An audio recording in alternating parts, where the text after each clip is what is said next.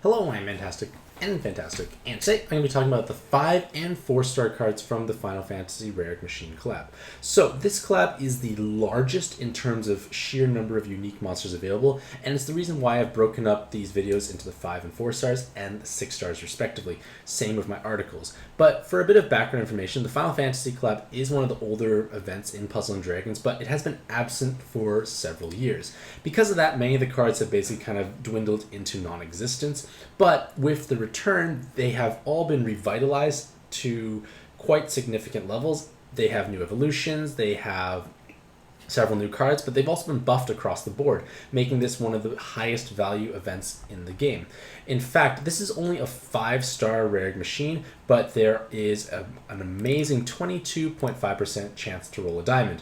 Unfortunately for this video, I'm not going to be talking about the diamonds. It was done in a previous one, but that is one of the main appeals for rolling this event, along with the fact that most of the diamonds are very valuable because they have 3+ different forms, as well as some of the 5 and 4 stars still having niche or interesting applications for various monster boxes.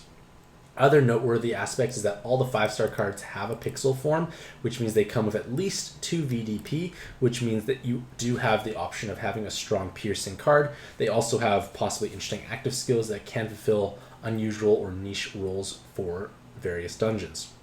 In terms of the drawbacks of this event is that there is a massive rolling pool. There are so many different cards, which means it becomes incredibly difficult to snipe any one specific one, especially the lower rarities, which you can't actually trade for. In addition to that, it's reasonably top heavy, which is kind of expected for any collab, but with the 22.5% chance combined with the 5 Magic Stone cost, it helps offset the fact that this is a top heavy event. So basically my approach to collab rolling is you want to try and have strong value at the lower rarity cards, which is kind of true for this event, but again, with 22.5% chance of a diamond, it helps offset the lower or some of the weaker 5 and 4-star cards. So the first 5-star card is Thancred, and Thancred comes in his base, evolved, and his pixel form, which all have different values and merit. So for his base form and his evolved form, they both share the exact same powerful active skill. For 2 turns, no Skyfalls, and then for 1 turn, bypass damage, absorb shield effects. So this is a Fujin style active skill, which can counteract Sopdet Machine Athena, and it charges up quite quickly because of the no Skyfall component. 16 turns is 3 turns faster than Fujin, so that can provide you value there. But because of the no Skyfall effect, you might think, well, that's a bit of a drawback, I can't get bonus combos, but you can also think, hey, I can make it so I don't match a specific color. Now this is kind of like a pseudo color absorb void counter, because when you think about it, say the spawn is absorbing fire and there's some fire orbs on the board and you have some fire sub attributes. You change the board to light dark heal because you're a light dark team with a red somewhere on there, and then suddenly you can never actually match red. That can be nice because you guarantee the fact that you're not actually going to heal that spawn, which would have possibly saved your life. So just keep that in the back of your head that it has kind of a pseudo application in that regards. In addition to that, for base, he has triple balance killer, and he is one of the very few cards that actually can achieve this level of balance killing. That's 27 times personal damage, so you can definitely obliterate those spawns. Furthermore, he can gain a VDP Super Awakening, so if they are balanced with a Void mechanic, he can pierce through and do more damage than basically any other card for that particular spawn. So that alone is quite interesting and exciting. But of course, it's only really effective against balance types and has less overall flexibility. In regards to his evolve form, similar idea for the active skills, same pros and cons there. Their leader skill makes them a glass cannon. They do damage when matching 4 to 6 connected dark orbs and rainbow for 625. Huge damage, but doing big numbers is nice.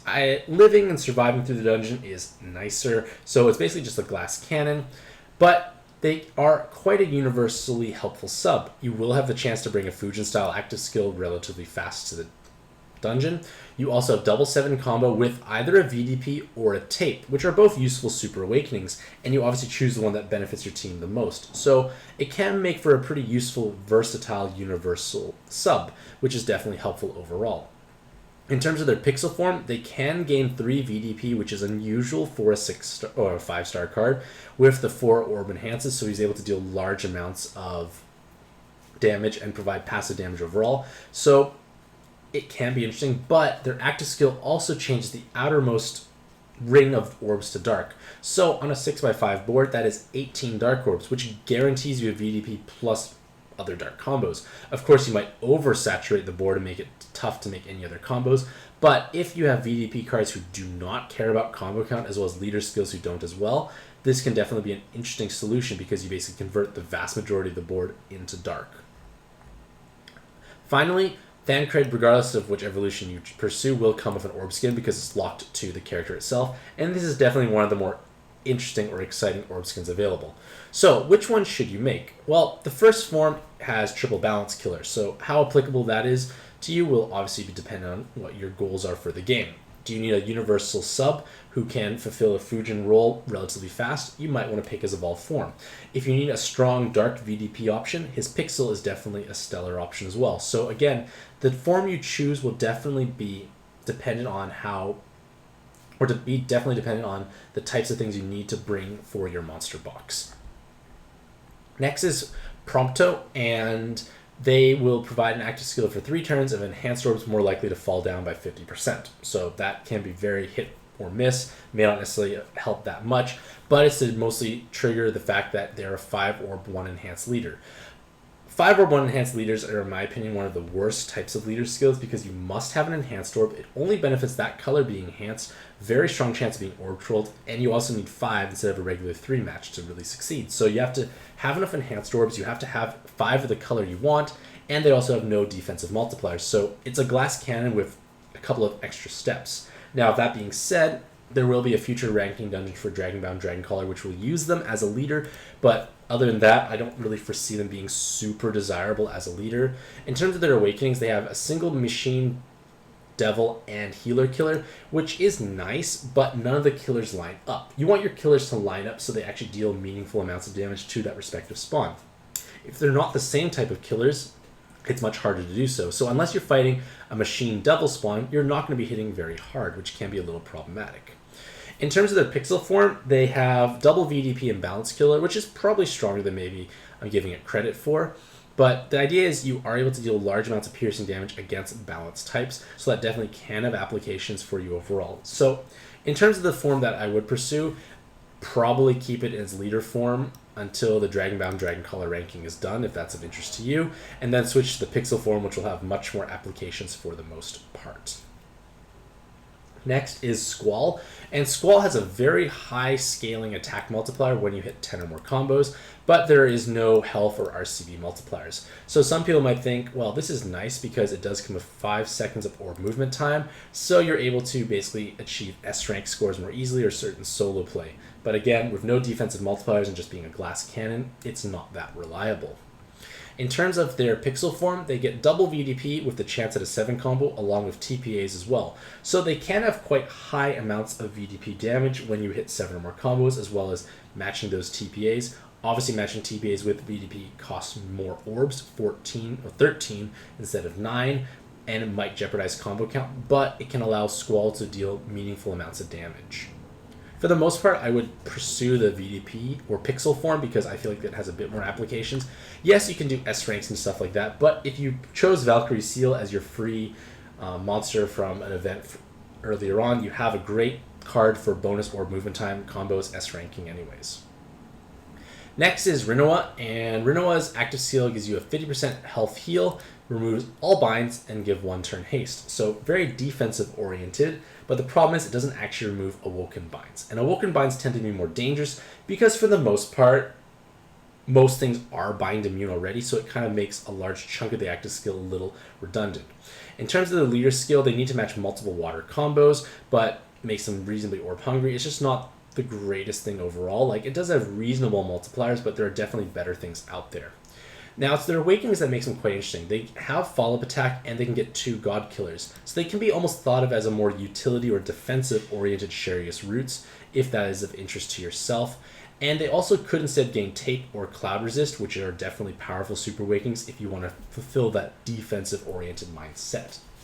Now, that being said, there is another water card in the Final Fantasy Cloud through Yashitola, who is much stronger, in my opinion, for the vast majority of situations, which kind of makes her feel weaker overall.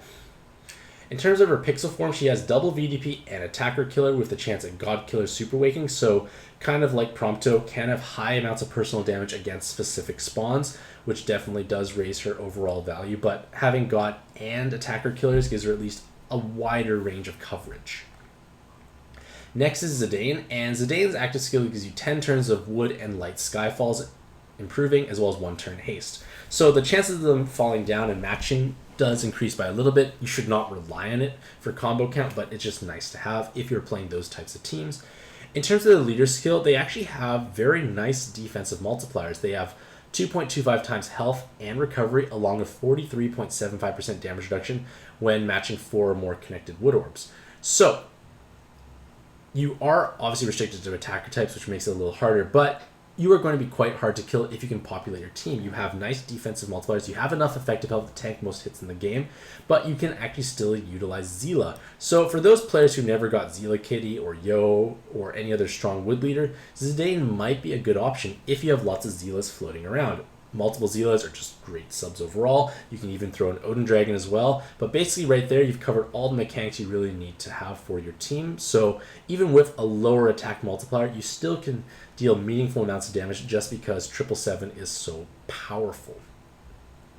In terms of their pixel form, they have double VDP with multiple TPAs and chance at 7 combo. This can definitely provide you with a large amount of piercing damage if that is of interest to yourself. With that being said, if you have lots of Zilas and no truly amazing Wood leader to utilize, pixel or bases or evolved forms of Dane can be the leader you are looking for. But if that's something that's not of interest to you, you have better Wood cards, maybe this pixel form can provide you with more piercing damage if that is of interest. Next is Titus, and Titus provides you with 2 turns of 2 times RCV and 2 times attack for water cards, as well as a single turn of haste. Not the most spectacular active skill in the game, but it might provide some merit. In terms of their leader skill, they have 4 times health for attacker types, but the problem is physical types are restrictive. It will have terrible RCV, and the multipliers themselves are not super amazing, along with the fact that you must match 6 or more connected water orbs. Furthermore, their awakenings are just purely row-based, which means they have very little utility or other survivability they can bring. They can deal damage, but it's not that high amounts of damage. Perhaps one can argue that you can make farming-based teams because it's just matching 6 or more connected water orbs. If you are able to have a full board change of water, you can produce 144 times with all those rows proccing. But the thing is, things like Machine Noah, which is the best full water board changer available, is not a physical type, which means you won't actually gain the extra amounts of damage, so they'll be hitting significantly less, and it just creates a problematic situation overall. In terms of their pixel form, they have double VDP, and that's kind of it. A couple of enhanced orbs, couple of rows, not that high meaningful damage, so it's just going to be outclassed by many other pixel cards in my opinion. Could be just a transitional VDP card. In my opinion, neither form is amazingly useful, so I would pick the one that you feel helps your box the most. In terms of Barts, they're able to create 2 columns of Wood Orbs, which gives you 10 total, which means you can make a VDP, or you can have 2 turns of damage for leaders that can proc off high damage with 5 matches and little combos. Can have applications there, but a lot of their awakenings are wasted. Triple light resist is not really where we want to be, which is kind of unfortunate.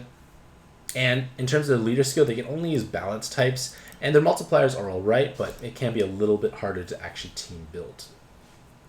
In terms of their pixel form, they have double VDP with a chance at 7 combo, which is reasonable overall, but again, Wood is somewhat saturated with very strong VDP cards, but in my opinion, it all depends on what you need most for your monster box, because he still creates the column of Wood orbs on the right and leftmost hand side. So in my opinion, I would pursue the pixel form because I might as well take the orb unlock in order to actually make sure I'm guaranteed those 5 Wood orbs on each side. Terra in her evolved form has 3 enhanced Heart Orb Awakenings, which means she is able to provide a sizable boost in healing for teams that have high health and low RCV. They also come with several L's, which are nice because having an L Awakening is useful because you're able to unlock the board and cancel out locked Skyfalls on a whim. And in my opinion, having just 1 L on a team drastically improves consistency, so this can definitely be a useful option.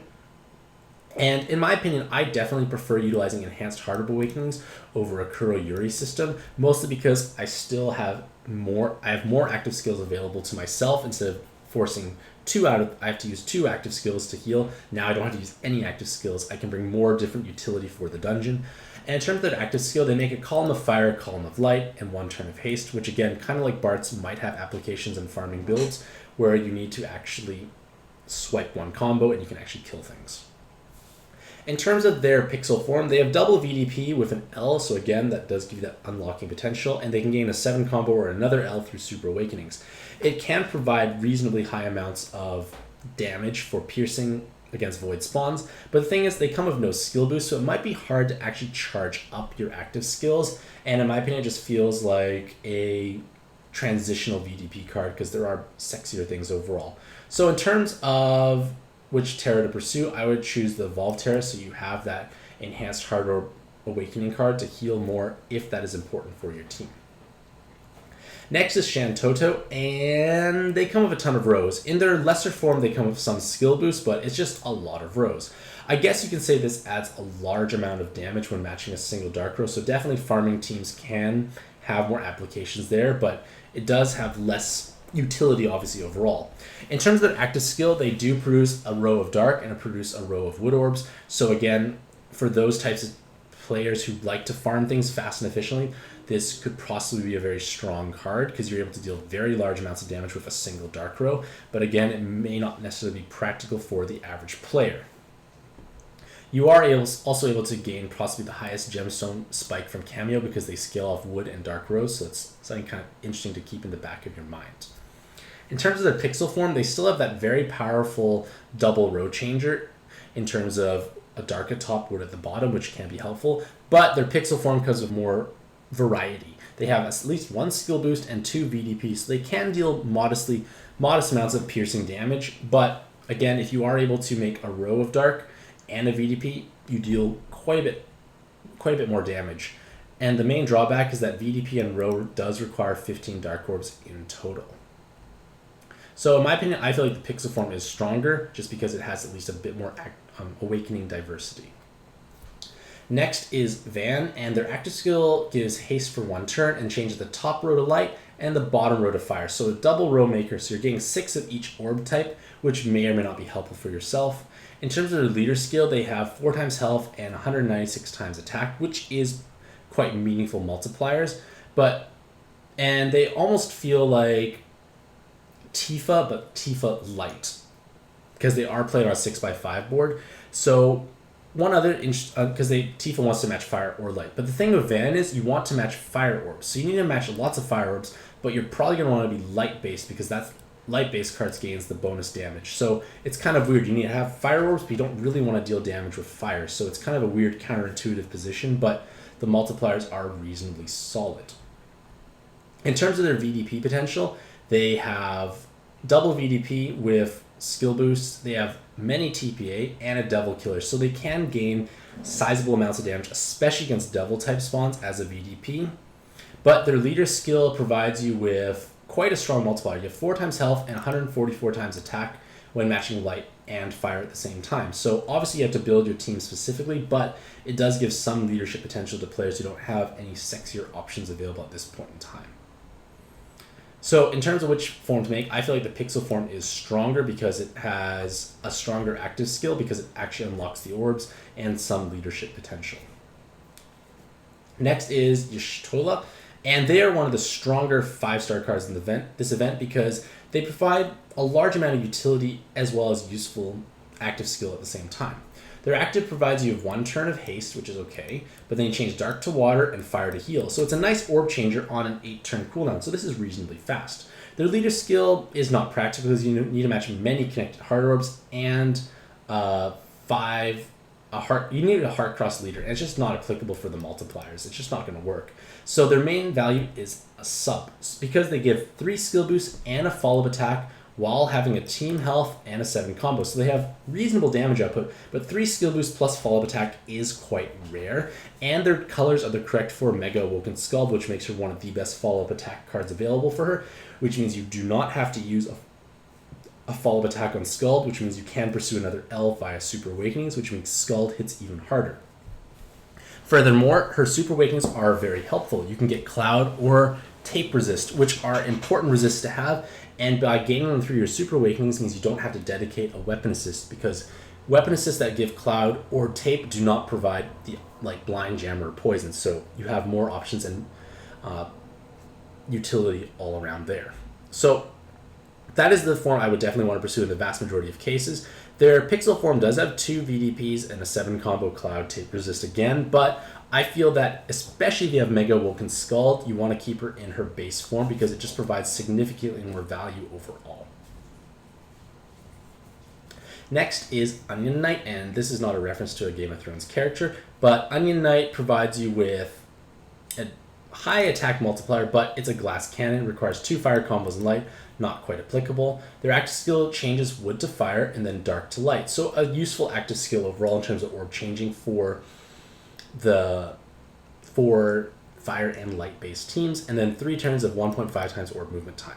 They have triple TPA and then 20% resist to all types, so it can help alleviate the quest to achieve 100% resistance against those types. Furthermore, their colors are applicable for Shiro, so maybe I'm undervaluing Onion Knight a little bit here, because if you have Shiro, it definitely can be a viable sub option, especially if you're having a tough time hitting 100% resistance against those types of mechanics, so it can provide value there. In terms of their Pixel form, they have double VDP with potential sub and combo and lots of TPA, so you can deal meaningful amounts of damage if you can match a TPA alongside the VDP, which may or may not always be applicable or possible, but if you do so, it does deal meaningful amounts of damage. And then finally, for the 5-star cards, we come to a name I cannot pronounce. In their base form, they provide 3 turns of enhanced orbs more likely to appear, which is not that great, unfortunately, changing heal and all hazards into fire. So not a terrible active skill overall, but again, we should really have full hazard resist anyways. Their leader skill gives you 4 times health for attacker and physical types and bonus orb movement time, but you have to match 5 orb 1 enhanced. And 5 orb 1 enhanced is not a good mechanic, as I've already explained. It has inconsistency issues, and it's just nowhere near as reliable as a match 5 card. On the bright side, they do come with natural cloud resist and have double 7 combos, so if you're playing a fire-based team and you need these types of things, this can definitely provide you with some options as well as a VDP. In terms of her Pixel form, she has double VDP and 7 combo, which is actually quite strong for fire-based teams if you need to make combos, as well as being able to gain a third VDP, which means she's able to deal larger amounts of damage because it's a triple VDP card with 7 combo. It's one of the highest you can get, along with 3 fire enhances. I feel like I may have valued her. No, she's B. That's about right. Never mind. I did it correct. But basically, the form that I would pursue would be the Pixel form because it has very strong VDP potential, along with the fact that she can create double columns of fire orbs, which can provide you enough to actually do the 3x3 box. In terms of the 4 stars, they become weaker overall because they don't have Pixel forms, so we're just going to be trying to figure out how we can actually use them as is. Vivi's active skill is a 70 times attack, dark counter attack, and a 1-turn haste. So, as we've seen from the Draconic Orchestra event, there is Lotta, who provides 100% counter attack, which can create a interesting button in the sense that if you get hit by a gravity and you have a large health pool, your counterattack will be dealing very high amounts of damage, which can actually surpass any other button possibly available. Vivi does the same thing, but less efficiently. It's 70 times instead of 100 times. So it's still quite strong. It's the second strongest by a good chunk as well. So if you do roll Vivi and you do not have Lotta, you might be able to experiment with this kind of cheesing, high health, button counterattacking style. But again, it is quite niche, and it may not necessarily be applicable for every single player. Next is Ace, and Ace actually provides quite a powerful active skill. They give 4 times attack for fire and dark cards, so possibly on par or surpassing Gemstone Princesses, and then 2 turns of haste, along with actually having 4 skill boosts. So again, if you're playing a short dungeon that you know is going to have certain spawns and you don't have enough time to charge up a gemstone in either way, this could be a nice interesting solution. But of course, their weighted stats and awakenings are not that great for most endgame teams, especially in longer dungeons, but the active skill might be helpful because the haste can be important. With that being said, if you're just looking for a skill boost stick, the Fire Mode Tengu tends to be a little stronger because They have a 4-turn base cooldown instead of 15, so you can get the active skill you need to have in time. But again, if you need damage spiking and it's a short dungeon, this might be the definite way to go. Next is Amo and Muti, and in my opinion, she is the weakest card in this event. Her active skill provides you with 2 turns haste and then 12 seconds of change the world or free orb movements. So these free orb movements means it freezes time, quote unquote, and for 12 seconds you can manipulate orbs one at a time any way you like. It counters spinners, but we have other ways to do so. We can use locked orbs, and depending on how many spinners there are, this may or may not necessarily be that detrimental. Of course, I guess in a short dungeon where you know what's going to happen, it could be useful, but maybe you have something like base Yomi or something else. Like, there are ways around it. So it's a very niche and situational active skill. Their awakenings are just all over the place. It's not what we want, these dark and wood resists. Next is Wool, and Wool is able to provide 200 times button damage, which can be enough to kill various spawns, as well as 1 turn haste on a short 7-turn cooldown. Furthermore, they have Double Dragon and Healer Killer, which can be useful for farming-based teams because he can deal meaningful amounts of damage with his own matching, and the button may be enough overall. With that being said, you can supplement his damage by giving him a co-op boost awakening, or you can inherit his active skill on top of someone else to provide a 200 times attack damage for someone who has higher weighted stats. Rain is not water, which sounds weird in my head because I always assume water is blue from rain, but regardless of all that, they give you 1 turn of haste and 75% damage reduction for 1 turn. This may be helpful in very niche situations, but they come with Double Balance Killer. Unfortunately, Double Balance Killer may or may not necessarily be enough. I guess the 7 combo Super Rank it might help, but again, is this really a card you want to heavily invest in overall? And if you did roll Thancred, that is a stronger Triple Balance Killer card overall. Next is Penelo, and their active skill gives you 30% of a 30% maximum heal, which can help teams with very large health pools. Also removing all Awoken skill binds, so it's a nice kind of cleric healing utility, and then changing Dark, Jam, or Poison into Heal Orbs. So this could definitely be an alternative to Odin Dragon as a weapon assist, or not as a weapon assist, but an alternative to Odin Dragon if you can't bring Odin Dragon into a dungeon and you don't care about bind clearing, because it gives you the full Awoken bind clearing and the heal at the same time, as well as a useful orb changer for wood-based teams. Unfortunately, Odin Dragon is also wood, which means you probably could just use Odin Dragon anyways, and there's no weapon assist for him to transfer awakenings as an inherit. In terms of their awakenings, they do have a 10 combo and Cloud or Tape, but 10 combo only tends to actually be useful in 7x6 teams, and their weighted stats are just quite low, even at level 110. Aaron has 6 unique killer awakenings, but as mentioned beforehand, unless the killers all line up, you don't do meaningful amounts of damage, so it may be challenging to actually have this overlap to deal high amounts of damage. Might be useful in niche or specific situations, but I feel as a general list, not the best overall. And then finally we come to Rayan, and Lan. And for 3 turns, they give Enhanced Orbs more likely to appear, which is not that great, unfortunately. Changes Fire and Jammer to Dark Orbs, and then Heal and Poisons to Light. So an interesting style orb changer overall, but you do remove Hearts, which is not the best overall. They do come with Double Healer Killer, which can be useful in niche situations, but again, double may not be enough. Maybe with 7 combo it's meaningful, but again, usually when you stack killer cards, you want to make 1 combo for ease and simplicity. This may not necessarily achieve that overall. So, in conclusion, the Final Fantasy collab is definitely jam-packed with many powerful cards. It has a 22.5% chance of rolling a Diamond Egg, and it definitely can provide a lot of interesting depth to your monster box that can't not necessarily be replicated elsewhere. Obviously, the 6 stars are the main appeal, and the fact that they have such a high rolling rate and powerful weapon assists in many useful forms means that having dupes to them is not necessarily a bad thing. I do have a video for the 6-star cards as well as an article detailing them on my website, so take a look there if that's of interest to yourself. So, hopefully you all have a fantastic day. I wish you all the best luck in your own pad adventures, and happy puzzling.